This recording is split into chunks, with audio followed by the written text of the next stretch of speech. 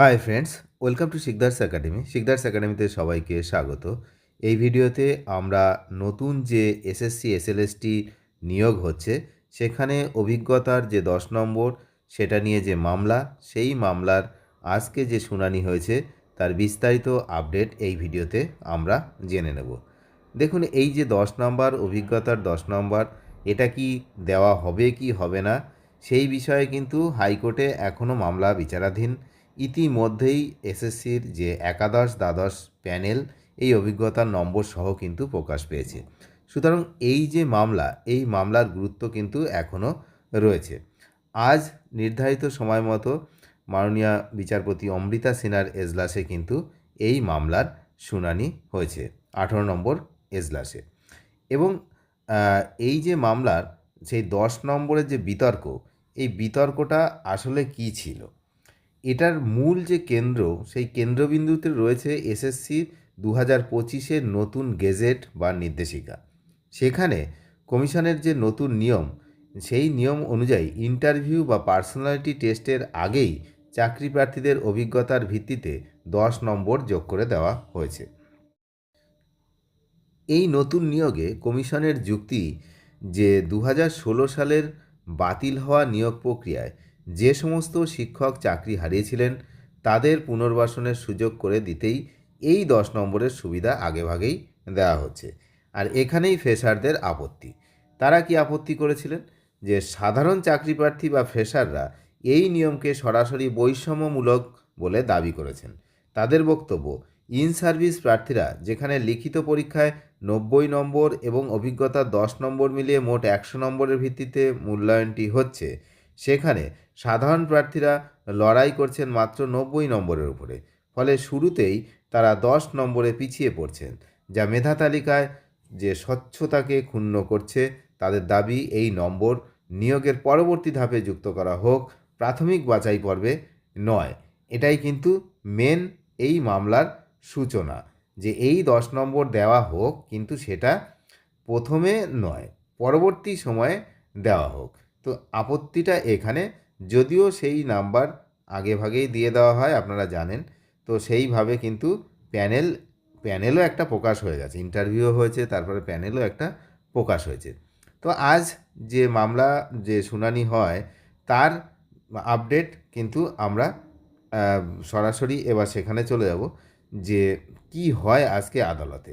আজকে আদালতে মেনলি রাজ্যের অ্যাডভোকেট জেনারেল কিশোর দত্ত, তিনি কিন্তু আদালতের সামনে কমিশনের সিদ্ধান্তের সপক্ষে একাধিক জোরালো যুক্তি পেশ করেছেন এবং বিভিন্ন যে আহ, পূর্ববর্তী যে সমস্ত মামলা, তার কিছু উদাহরণও কিন্তু আজকে তিনি আদালতে তুলেছেন। মামলার শুনানিতেই অ্যাডভোকেট জেনারেল একটি সহজ অথচ তাৎপর্যপূর্ণ উপমা ব্যবহার করেছেন। সেটা কি? তিনি বলেছেন যে রান্নার কাজের জন্য যেমন একজন অভিজ্ঞ রাঁধুনিকেই সাধারণত অগ্রাধিকার দেওয়া হয়, ঠিক তেমনি শিক্ষক নিয়োগের ক্ষেত্রেও অভিজ্ঞতার একটি বিশেষ মূল্য থাকা উচিত। তিনি মনে করেন সিলেকশন কমিটি যখন কোনো নিয়ম বা রুলস তৈরি করে তখন তা বিশেষজ্ঞদের মতামতের ভিত্তিতেই হয়।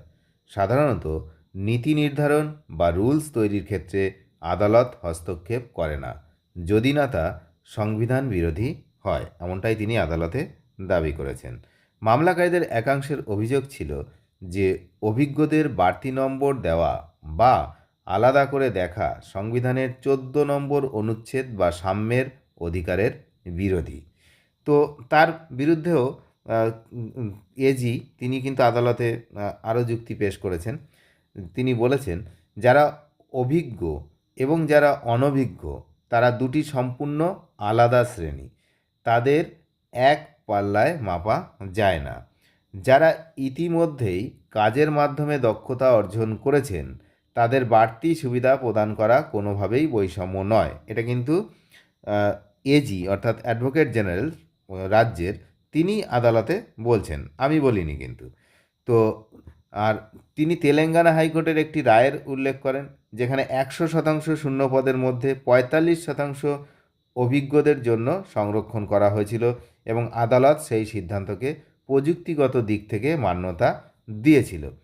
শুনানিতে প্রশ্ন উঠেছিল এসএসসি বা সাবঅর্ডিনেট যারা লেজিসলেচার রয়েছে তারা নিজের ইচ্ছামতো রুলস তৈরি করতে পারে? তো এর উত্তরে সুপ্রিম কোর্টের ইলেকট্রিসিটি অ্যাক্ট এর রায় তুলে ধরা হয়। এজি ব্যাখ্যা করেন, তিনি বলেছেন অ্যাডভোকেট জেনারেল যে মূল আইনসভা বা প্যারেন্ট লেজিসলেচার ক্ষমতা প্রদান করলে সাবঅর্ডিনেট বডি নিয়ম তৈরি করতে পারে। গেজেট নোটিফিকেশান মেনেই কমিশন কাজ করছে, তাই এই প্রক্রিয়াকে মন গড়া বললে কিন্তু চলবে না। তো এটা কিন্তু রাজ্যের অ্যাডভোকেট তিনি আদালতে বলেছেন। যদিও এদিনের শুনানিতে ভোকেশনাল, পার্ট টাইম এবং সেন্ট্রাল টিচারদের 10 নম্বর পাওয়ার যোগ্যতা নিয়ে প্রশ্ন উঠেছিল, তবে অ্যাডভোকেট জেনারেল এই বিষয়ে পরবর্তী শুনানিতে তার বক্তব্য পেশ করবেন বলে জানিয়েছেন। তিনি আরও 10-12টি পুরনো মামলার উদাহরণ কিন্তু এখানে টেনে এনে দেখিয়েছেন।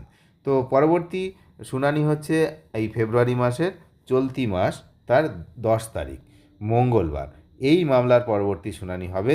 এই 10 নম্বরের যে মামলাটি এখন এই মুহূর্তে আদালতে বিচারাধীন, তো এই মামলাটির মূল যে বিষয় সেই বিষয়টা হলো এই একসঙ্গে পরীক্ষা নেওয়া।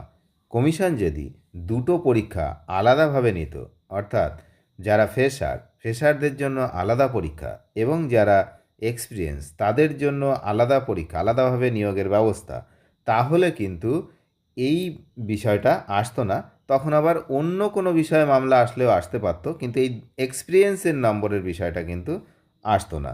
অনেক ধন্যবাদ শেষ পর্যন্ত দেখার জন্য। চ্যানেলে নতুন হলে নিয়মিত আপডেট পেতে অবশ্যই চ্যানেলটিকে সাবস্ক্রাইব করে সঙ্গে থাকবেন। ধন্যবাদ।